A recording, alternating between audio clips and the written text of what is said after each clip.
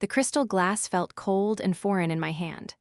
Arthur, my father-in-law, stood at the head of the immense mahogany table, his speech about legacy and tradition echoing off the dark, wood-paneled walls. I watched my husband, Mark, who was seated beside me. He was smiling, his eyes fixed on his father with a familiar, almost worshipful admiration.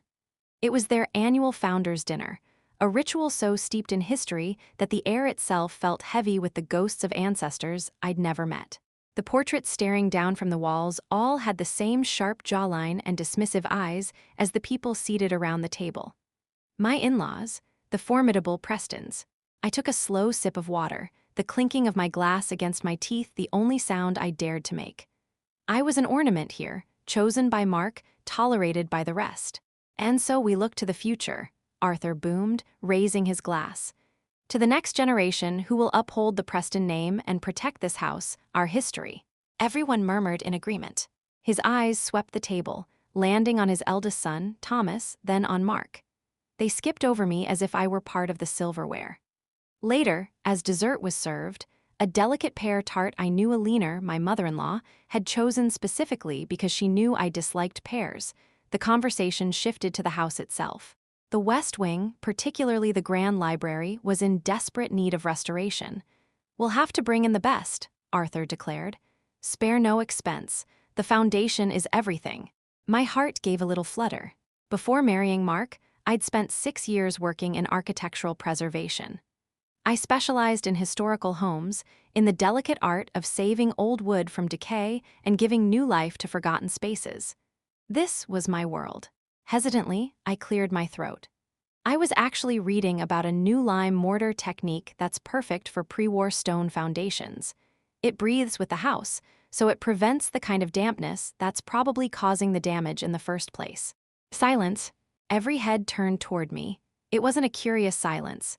It was the sudden, dead quiet of a record scratching to a halt. Alina placed her fork down with surgical precision. Her smile was a thin, bloodless line. "How interesting, dear." Thomas, Mark's older brother, let out a soft, condescending chuckle. "Leave it to Lily to have an opinion on mortar." I felt a hot blush creep up my neck. I looked at Mark, hoping for a lifeline, a simple, "That's what she does for a living, Tom." But he just gave a tight, uncomfortable smile. He was a master of placating his family, and his weapon of choice was always silence. My silence. I tried to recover, my voice smaller now. "I just thought, since it's my field, I might be able to help, or at least offer some resources. It could save a considerable amount of money and be more authentic to the original structure." That's when Alina leaned forward. Her voice was soft, almost a whisper, but it cut through the room like a shard of ice. "Lily, dear," she said, her eyes boring into me, "it's a lovely thought, but this is a family matter." She paused, letting the words hang in the air before delivering the final blow. "It's best if you know your place." The world stopped. Know my place. The phrase didn't just hang there, it landed on me like a physical weight, pinning me to the chair. I could feel the eyes of every ancestor in every portrait on the wall, all nodding in agreement. My place, the outsider. The girl with the wrong last name and no inheritance who had dared to have an opinion about their sacred stones. I looked at Mark again. His gaze was fixed on his dessert plate. He picked up his fork and carefully sliced off a piece of pear, his silence a deafening confirmation. He agreed, or at least he wouldn't disagree. I felt hollowed out, betrayed. Not just by her words, but by his complete and utter refusal to defend my dignity. After the dinner, as we were leaving, I saw Arthur walk over to the grand fireplace in the main hall. On the mantelpiece sat an old, ornate silver key. It was long and heavy, with an intricate design on the head. It was the key to the library, a room I'd only been allowed to glimpse from the doorway. He picked it up, polishing it absently on his jacket sleeve before setting it back down. It gleamed under the chandelier light, a silent symbol of everything I was not. A key to a kingdom where I would never be welcome. That's when I realized my marriage wasn't a partnership. It was an audition, and I had just spectacularly failed. The drive home was suffocating. The silence in the car was a living thing, thick with all the words Mark wasn't saying. I stared out the window, watching the streetlights blur into streaks of yellow. Each one was a flash of Alina's face, her thin smile, her piercing words. "Know your place. Finally, as we pulled into our own driveway, in front of our modest, sensible house that felt a world away from his family's estate, he spoke. "You know how she is," he said, his voice quiet, careful. He didn't look at me. I didn't answer. I couldn't. My throat was tight with a mix of fury and unshed tears. "She didn't mean it like that, Lily. It's just, they're very traditional." I finally turned to him, the car now parked, the engine off. The darkness inside felt safer than the artificial light of our home. "How did she mean it, Mark?" Because it sounded like she was telling the help to stop speaking out of turn. He sighed, a long, weary sound. "Don't be so dramatic. You just have to learn how to handle them." "Handle them," I whispered. "I am your wife. Not a new hire who needs to be managed. I am supposed to be family." "You asterisk our family," he insisted, but his words were hollow. They had no conviction. "They just need time to get used to you. We had been married for 3 years. How much more time did they need?" That night, I lay in bed, staring at the ceiling, listening to the sound of his even breathing beside me. He had fallen asleep within minutes, the conflict already forgotten, compartmentalized. For him, it was just another awkward family dinner. For me, it was a defining moment. I told myself it didn't matter. It was just one comment from a woman who saw me as an accessory to her son's life. But it did matter. It mattered because the man lying next to me, the man who had promised to love and protect me, had chosen to protect their comfort over my dignity. He chose them. In the weeks that followed, a subtle chill settled over our lives. It wasn't a dramatic shift, but a slow, creeping frost. Invitations to Sunday lunches at the Preston estate became less frequent. When they did come, they were addressed only to Mark. "We're just having a quick family chat about the trust," he'd explain. "You'd be bored." I wasn't bored, I was being excluded, methodically, quietly. I tried to talk to him about it one evening. I'd made his favorite dinner, hoping to create a space of warmth and trust. "Mark," I started, my hands wrapped around a warm mug of tea. "I feel like your family is pushing me out." He was scrolling through his phone, barely looking up. "They're not pushing you out, they're just busy." "They're not too busy for you," I said, my voice trembling slightly. "They're making it clear that family matters don't include me. And you're letting them." He finally put his phone down, his expression one of pure exhaustion, as if I were the problem. My feelings were an inconvenience. "Lily, what do you want from me?" he asked, his voice rising. "Do you want me to march in there and start a war with my own parents, over a throwaway comment? They're old-fashioned. This is how they've always been." "I want you to have my back," I said, my voice barely a whisper. "I just want to feel like we're on the same team." He ran a hand through his hair. "We asterisk are on the same team. But their world, it has rules. You knew that when you married me. You can't expect them to change overnight." But I hadn't married them. I had married him. I remembered when we were first dating. He'd seemed so different from his family. He'd taken me to a small, independent bookstore on our first date, not a fancy restaurant. He'd told me he wanted to build a life on his own terms, away from the suffocating expectations of the Preston name. He made me believe we were co-authors of our own story. Now I saw the truth. He was never writing a new book.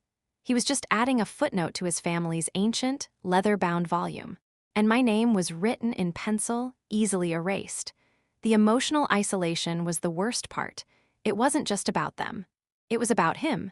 He was physically present, but emotionally, he was miles away, standing on the other side of a wall I couldn't seem to break through. A wall built with Preston bricks and mortared with their traditions. I threw myself into my work. My small firm had just landed a project restoring a historic city building.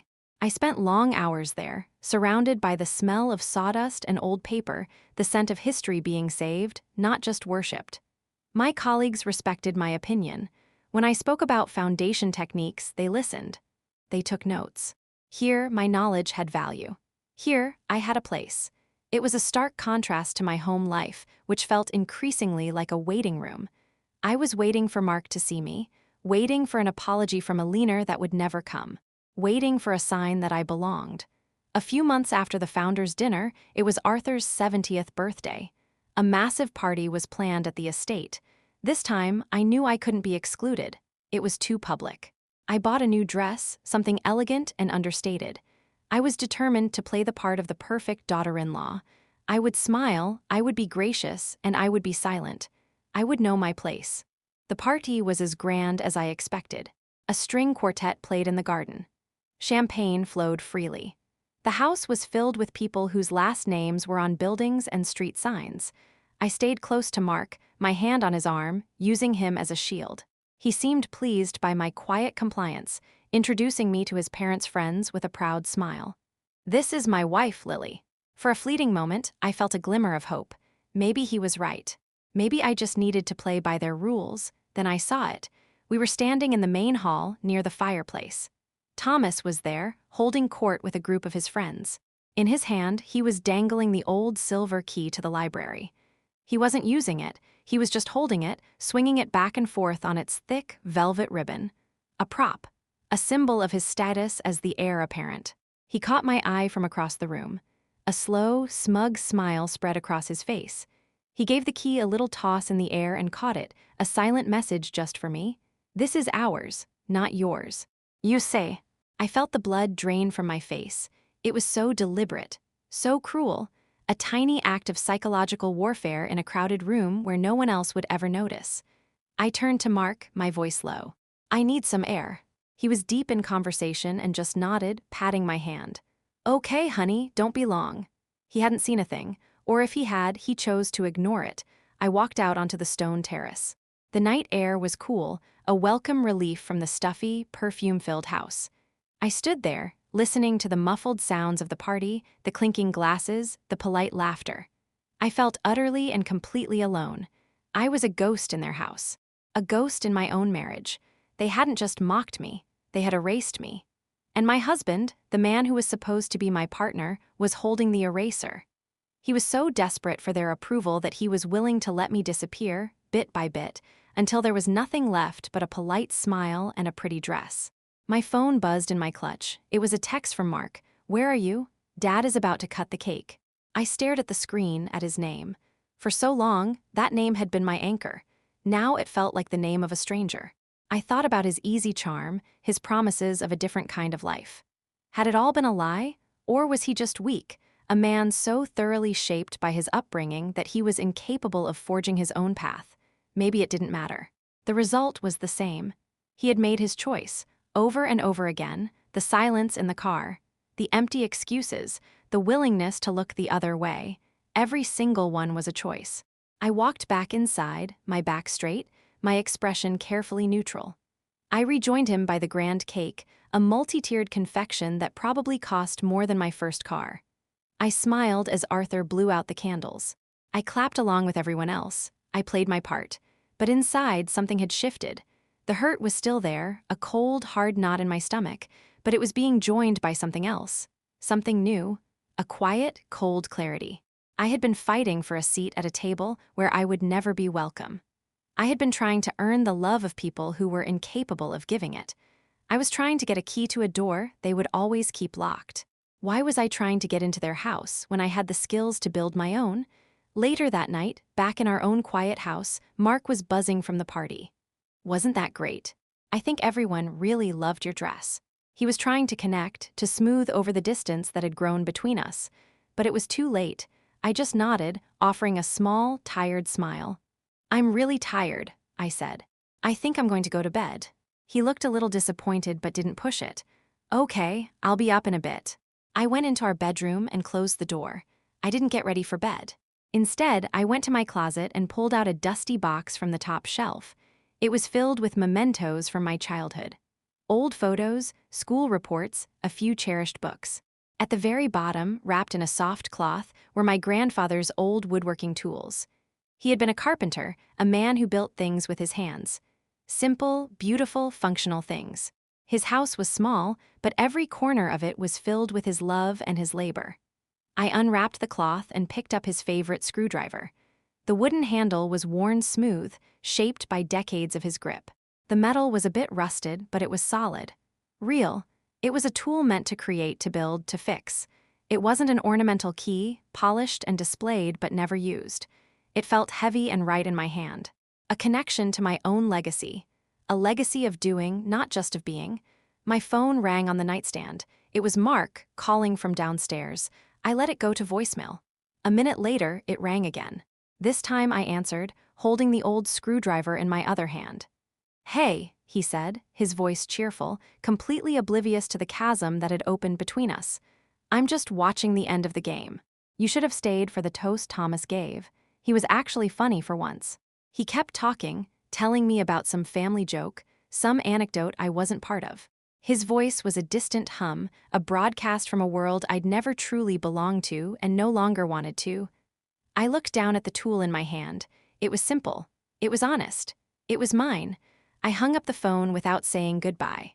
I realized they were right about one thing. I needed to know my place, my real place, the one I was going to build for myself on my own foundation. That night, I made a promise to myself. It wasn't a loud, tearful vow. It was a silent contract signed in the dark, witnessed only by the moon outside my window. I promised to stop asking for a key to their world and start building my own door. The next morning, I woke up before the alarm. The house was still, bathed in the gray light of dawn. I looked over at Mark, his face peaceful in sleep, completely unaware of the tectonic shift that had occurred within me. For the first time, I felt no anger toward him, just a profound, quiet sadness. He was a product of his environment, as trapped by his legacy as I had been. I got up, put on my running shoes for the first time in years, and slipped out the front door. The air was cold and sharp against my lungs. As my feet hit the pavement, I focused on the rhythm of my own breathing, the steady beat of my heart. Inhale, exhale. One step at a time, I was running away from nothing. I was running toward myself. This became my new ritual, waking up early, reclaiming the first hour of the day for myself before the world, his world, could intrude. My behavior began to change in other ways, too. I stopped trying. I stopped offering opinions at family gatherings. I stopped trying to fill the awkward silences. I became a polite, placid observer. I would attend the obligatory Sunday lunches, sit at their grand table, and smile. I'd listen to Arthur's monologues about the stock market and Aliner's passive-aggressive comments about my choice of blouse. But the words no longer landed. They were like arrows hitting a stone wall. During one lunch, Aliner turned to me with that saccharine smile. "Lily, dear, you're so quiet today. Are you feeling all right?" It was a test, a baited hook. The old me would have been flustered, anxious. The new me simply took a sip of water. "I'm perfectly fine, Aliner," I said, my voice even and calm. "Just enjoying listening to everyone." She didn't know what to do with that. My lack of reaction was a language she didn't speak. I could see the flicker of confusion in her eyes before she turned away. Mark, sitting beside me, squeezed my hand under the table, a gesture of gratitude. He thought I was finally learning to play the game, to know my place. He had no idea I was simply observing the board before making my own move. He mistook my detachment for contentment. "I'm so glad things have calmed down," he told me one night in bed. "It's been so much more relaxed with the family lately. They're really warming up to you." I just smiled in the dark. "I'm glad you think so." My real life, my real energy, was being poured into my work. The historic city building project was my sanctuary. It was a beautiful, neglected old place, a former merchant's guild with soaring ceilings and intricate woodwork that had been hidden under decades of cheap drywall and neglect. It needed me, my knowledge, my skills, my respect for its history. I was there from dawn until long after dusk, covered in a fine layer of dust that felt more cleansing than any bath. I learned the building's secrets, a hidden dumbwaiter, a series of forgotten frescoes on the ceiling of the main hall. My team and I worked meticulously, treating every beam, every pane of glass, with a reverence the Prestons reserved only for their own name. The project began to get attention. A local newspaper wrote an article about the restoration, with a picture of me, smiling and holding one of my grandfather's old tools. The headline read, "Giving History a Future." I bought a copy of the paper and left it on the kitchen counter. Mark saw it that evening. "Wow, Lily, this is really impressive," he said, a note of genuine surprise in his voice. It was as if he was seeing my career as a real thing for the first time, not just a quaint hobby. "I'm proud of it," I said simply. "My parents would be, well, they'd be surprised," he amended. He couldn't quite bring himself to say they'd be proud. The concept of a woman in their family having a public success that wasn't tied to a charity gala was entirely foreign. A few weeks later, my work on the guild hall led me to the city archives. I was searching for the original blueprints, hoping to find more details about the frescoes we'd uncovered. The archives were a quiet, dusty place that smelled of time itself. I spent hours poring over enormous, brittle books of deeds and maps, the silence broken only by the soft rustle of turning pages. I found the blueprints for the guild hall, but my curiosity didn't stop there.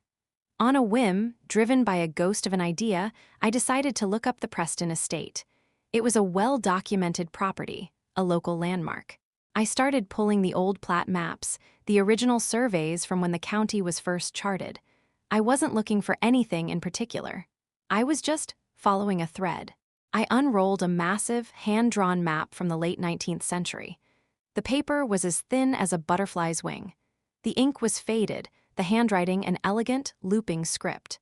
I traced the property lines with my finger, finding the familiar shape of the Preston land. But something was different. The main parcel was there, the one the house sat on. But a smaller, adjacent strip of land, the very strip where the West Wing and the Grand Library had been built, was drawn as a separate parcel.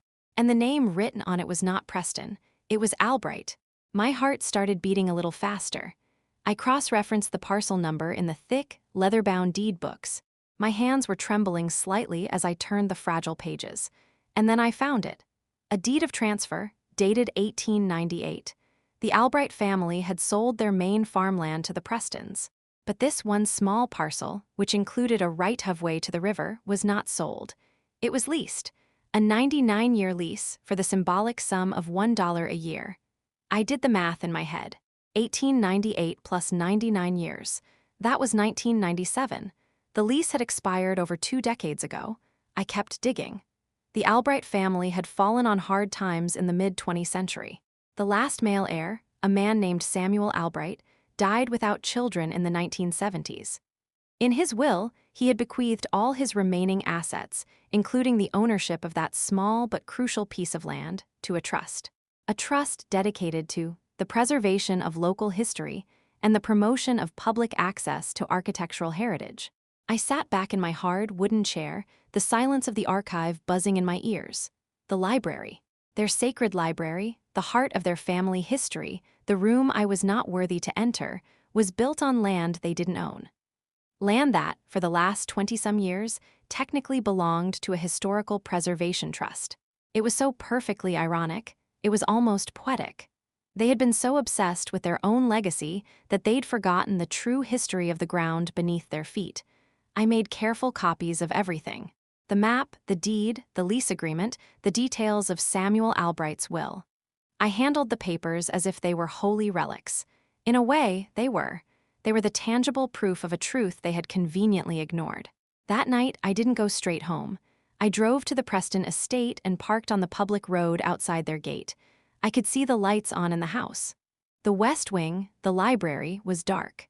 A monument to a history that wasn't entirely theirs.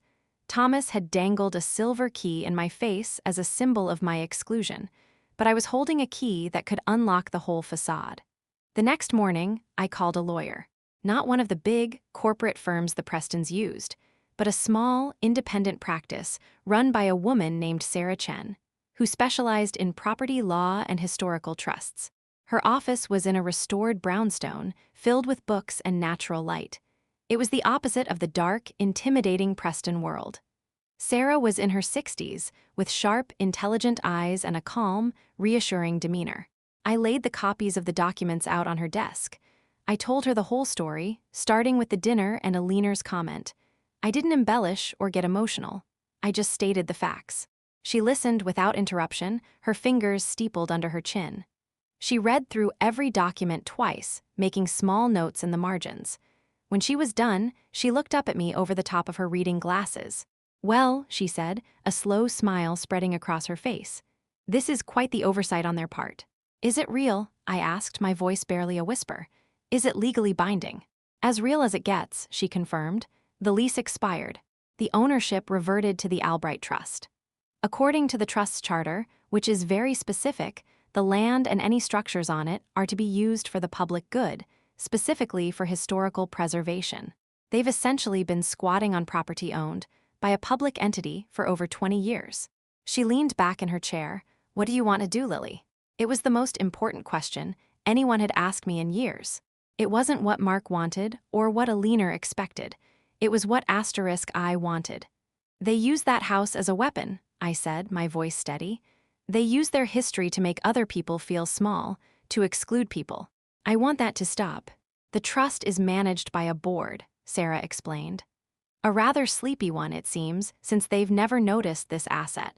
But with this evidence, you or anyone, really, could petition the board to enforce the terms of the trust. Enforce them how?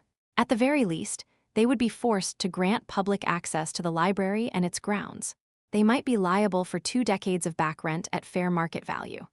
Or, she paused, letting the weight of her next words sink in, the trust could decide that a private family, one that has shown no interest in the public good, is not a suitable tenant for a property dedicated to historical preservation. She let me connect the dots. The trust could evict them from that part of the house, or force them to tear it down, or, more likely, force them into a negotiation where they would lose all of their power. I thought of Arthur's booming voice. The foundation is everything. I thought of Aliner's icy whisper, know your place. I thought of Mark's tired sigh, this is how they've always been. And I thought of that polished silver key gleaming on the mantelpiece, a symbol of a kingdom built on a faulty foundation. I had spent years trying to get into that library. Now, I had the power to decide who held the real key. The board of the Albright Trust, I said, looking Sarah straight in the eye. How do I contact them? She smiled again, a genuine, admiring smile. I can help with that. I walked out of her office into the bright afternoon sun. I felt light. The knot of anger and hurt that had been sitting in my stomach for months was gone. It was replaced by a sense of calm, quiet purpose. This wasn't about revenge anymore. It was about restoration. Not just of a building, but of a balance. It was about truth. That evening, I was cataloging some newly restored fixtures for the Guildhall project when my phone buzzed. It was Mark. Another text message, another attempt to smooth over the chasm he couldn't see. Thinking of you, I was telling Dad about that newspaper article. He was intrigued. Maybe you could talk to him about the library restoration after all. I stared at the message. A perfect little time capsule of his complete and utter ignorance of the reality of our lives. He thought his father's fleeting interest was an olive branch I should be grateful for. He thought my expertise was something to be offered up for their approval, like a party trick. I put the phone down without replying. My hands were covered in wood polish and the smell of linseed oil, the smell of honest work, the smell of building something real. I realized the key Thomas dangled in my face wasn't the most important one. I was holding the one that mattered. That's when I realized the key Thomas dangled in my face wasn't the most important one. I was holding the one that mattered. My hands were steady as I drove home. The night felt different, clearer. I wasn't running on adrenaline or anger anymore. This was a quiet, cold engine of purpose. This was the work of restoration. Back in our house, the silence felt clean, not heavy. Mark was asleep on the sofa, a football game still muttering on the television. A half-eaten bowl of chips sat on the coffee table. This was his world. Simple, immediate, and utterly oblivious. I looked at him, not with contempt, but with a kind of anthropological curiosity. He was a man who had never been tested, never had to build his own foundation. He had simply inherited one and never thought to check if the ground it was on was truly his.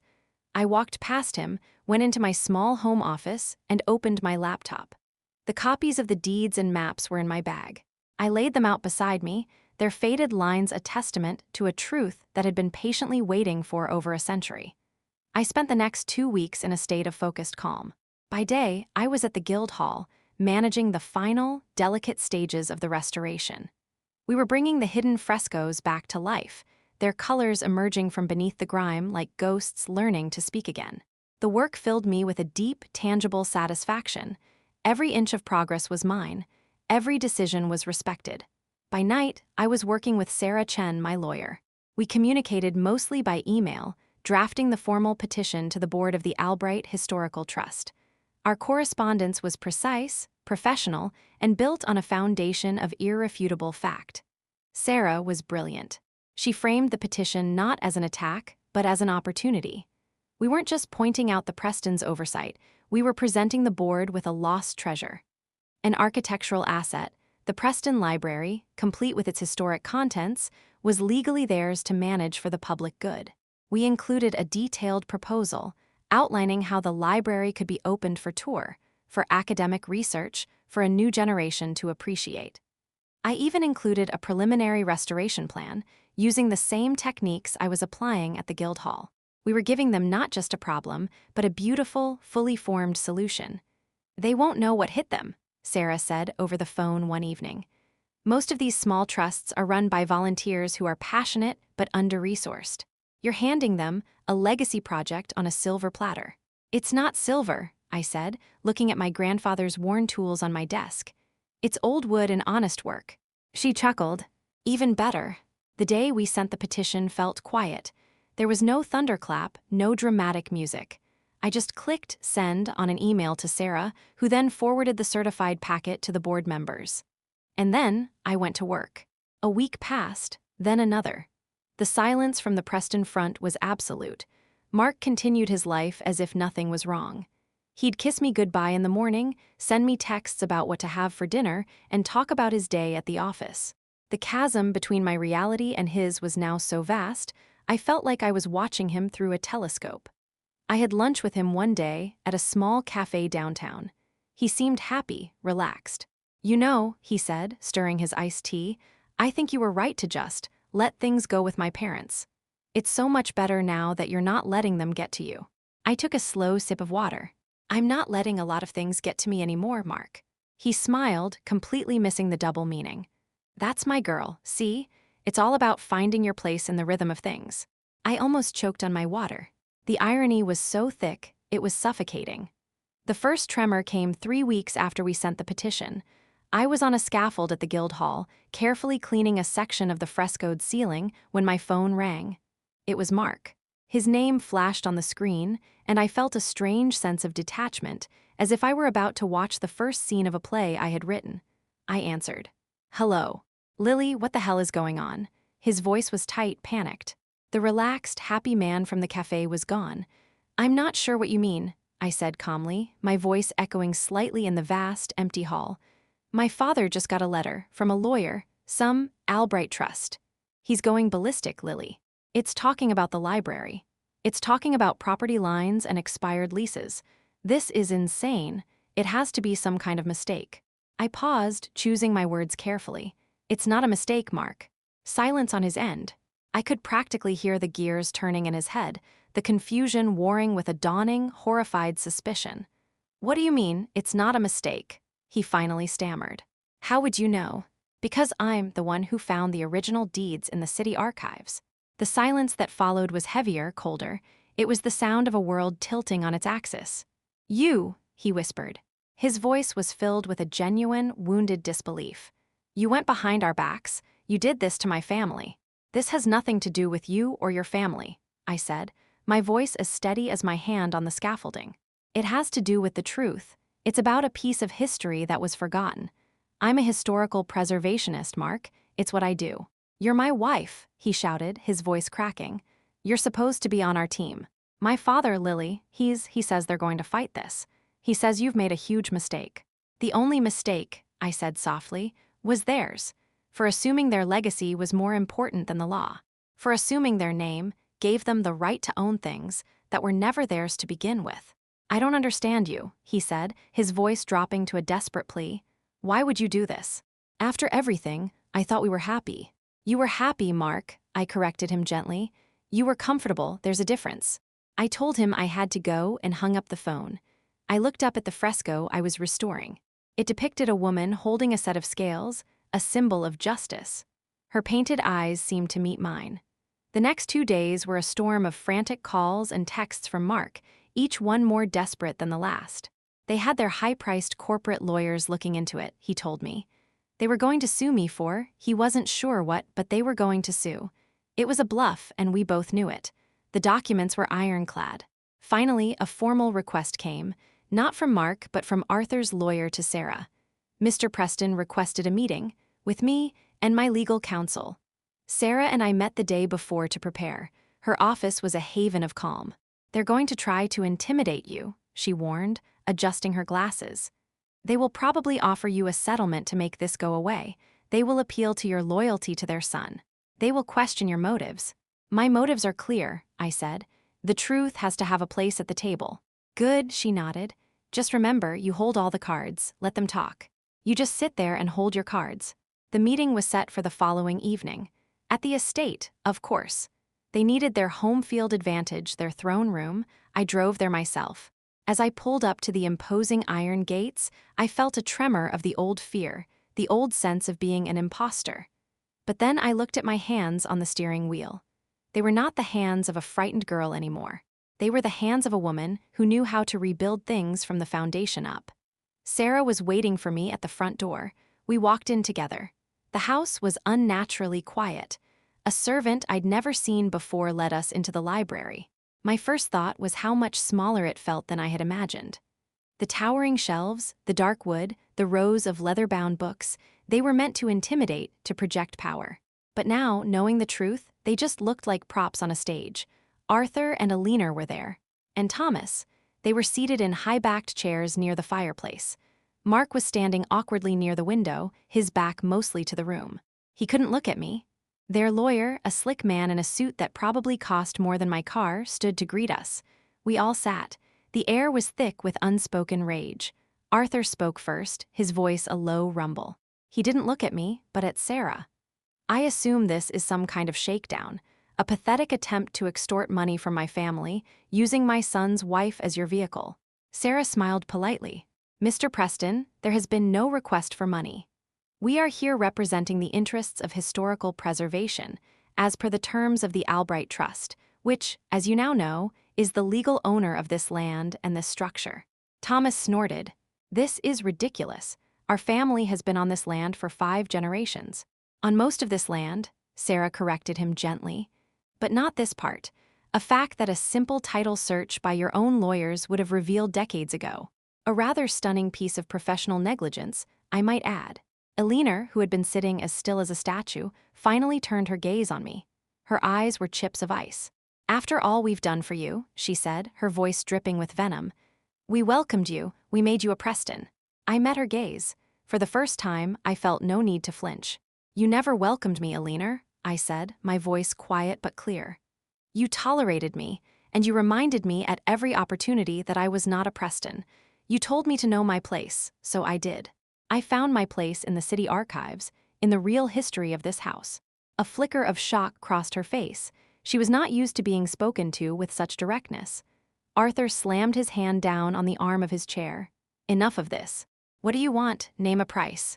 This was my moment. This was the turning point.